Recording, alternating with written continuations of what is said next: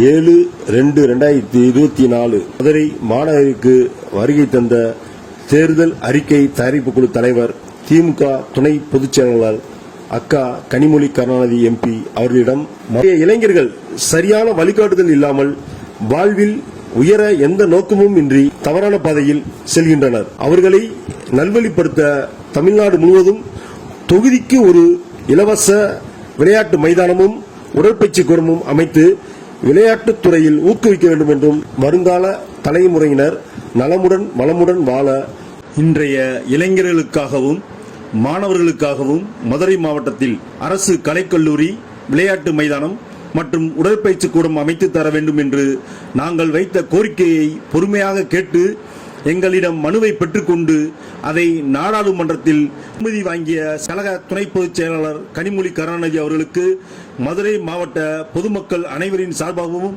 இனிய பிறந்தநாள் நல்வாழ்த்துக்களை தெரிவித்துக் கொள்கிறோம். சுற்றுச்சூழல் சமூக ஆர்வலர் ஆர் ஜெசி. மாற்றங்கள் இந்த ஆண்டில் தோன்றும், சிதைந்த கனவுகள் தொடர்ந்த தோல்விகள் வெற்றியாக மாறும்.